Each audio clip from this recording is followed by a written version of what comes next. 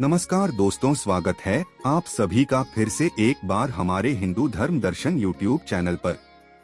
यह तो आप सभी जानते ही है कि जो मनुष्य जैसा कर्म करता है वैसा ही फल भी पाता है और जैसा बीज हम बोते हैं हमें वैसा ही फल मिलता है। परंतु क्या आप जानते हैं कि हम मनुष्यों द्वारा किए गए कुछ कर्म ऐसे भी होते हैं जो मरने के पश्चात भी हमारा पीछा नहीं छोड़ते हैं और यह कर्म ही हमारा अगला जन्म भी निर्धारित करते हैं। हमारे पुराणों में बताया गया है कि मनुष्य का अगला जन्म किस योनि में होता है और उसे कैसे कैसे कर्म भोगने पड़ते हैं।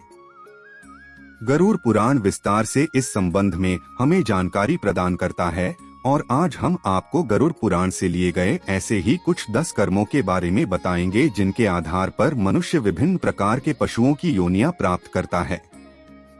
पहला कर्म है मित्र से छल करना। इस संसार में मित्रता का रिश्ता बड़ा ही अनूठा होता है। कहते हैं कि एक सच्चा मित्र समय आने पर अपने प्राणों की आहुति भी दे सकता है। किंतु मित्रों तब क्या हो जब कोई सच्चे मित्र के साथ ही छल करने लगे।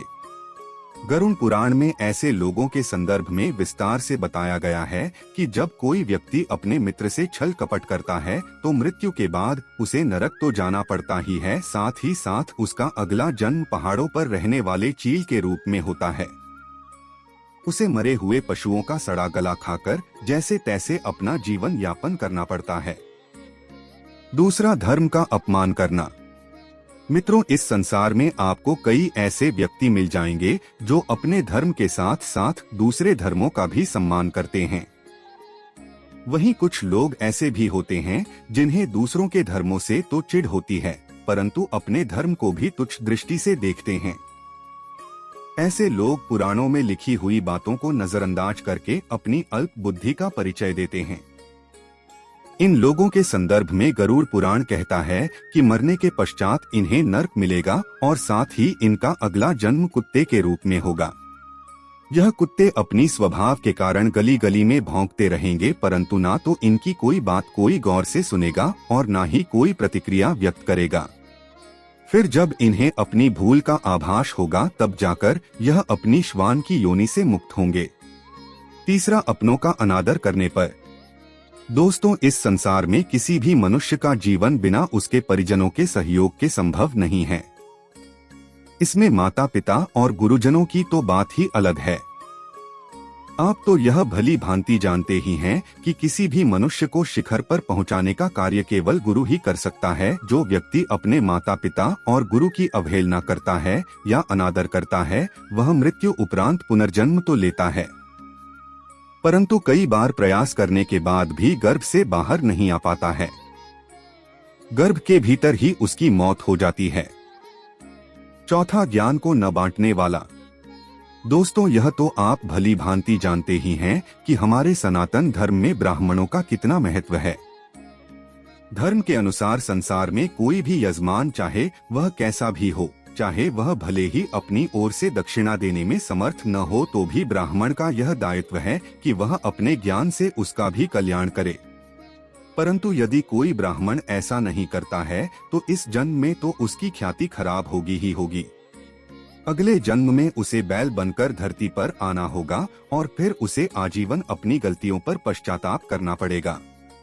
पांचवां, चालाकी करने वाला। इस संसार में ऐसे कई लोग हैं जो अपनी कृतियों से सभी का हृदय जीत लेते हैं परंतु वहीं कुछ लोग ऐसे भी हैं जो अपनी चालाकी से सीधे साधे इंसानों को मूर्ख बनाते रहते हैं।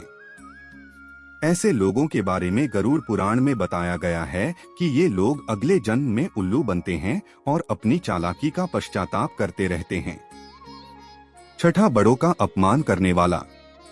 दोस्तों, जिस प्रकार सभी पुत्रों का यह दायित्व है कि वे अपने माता पिता की सेवा करते हुए अपने दाम्पत्य जीवन का निर्वाह करें, ठीक उसी प्रकार से एक आदर्श बहू का भी यही कर्तव्य होता है कि वह अपनी सास ससुर की सेवा करें। परंतु इसके विपरीत जो स्त्री अपने सास ससुर की सेवा नहीं करती और उन्हें अपशब्द कहती है और बिना कारण ही कलह करती रहती है तो उन्हें अगले जन्म में रक्त पीने वाली जू के रूप में इस धरती पर जन्म लेना पड़ता है। सातवां, गाली देने वाला। दोस्तों, आप तो यह जानते ही हैं कि मनुष्य के कंठ में मां सरस्वती का वास होता है। इसीलिए शास्त्रों में बताया गया है कि मनुष्य को कभी भी ऐसे शब्द नहीं बोलने चाहिए जो दूसरों की भावनाओं को आहत करें। परंतु फिर भी कई लोग अपशब्दों को कहने से बाज नहीं आते हैं और छोटी छोटी बातों पर अन्य लोगों को गाली देने लगते हैं। परंतु इनकी अक्ल तो तब ठिकाने आती है जब अगले जन्म में यह बकरे के रूप में इस धरती पर आते हैं और यह किसी न किसी कसाई के हत्थे चढ़ जाते हैं। 8वां, काम वासना रखने वाले। दोस्तों, इस संसार में कई मनुष्य ऐसे हैं जो स्त्रियों को बड़े ही सम्मान की दृष्टि से देखते हैं। वही इस संसार में कुछ ऐसे लोग भी हैं जो प्रत्येक स्त्री को बुरी नीयत से देखते हैं। ऐसे लोगों के बारे में बताया गया है कि मरने के पश्चात इन्हें अगले जन्म में गधे की योनि प्राप्त होती है। 9वां, व्यभिचार करने वाली। दोस्तों, इस संसार में ज्यादातर स्त्रियां पतिव्रता होती हैं और उनके मन में अपने पति के अलावा किसी भी परपुरुष का विचार नहीं आता है। परंतु संसार की सभी स्त्रियां एक जैसी नहीं होती हैं और कुछ व्यभिचारिणी होती हैं। ऐसी स्त्रियां परपुरुष से संबंध बनाने में रुचि लेती है। वैसे इनके कृत्यों के कारण इन्हें कई बार समाज में अपमानित होना पड़ता है, परंतु इन्हें अगले जन्म में छिपकली या चमगादड़ के रूप में इस धरती पर आना पड़ता है। 10वां, जहर खाकर मरने वाले।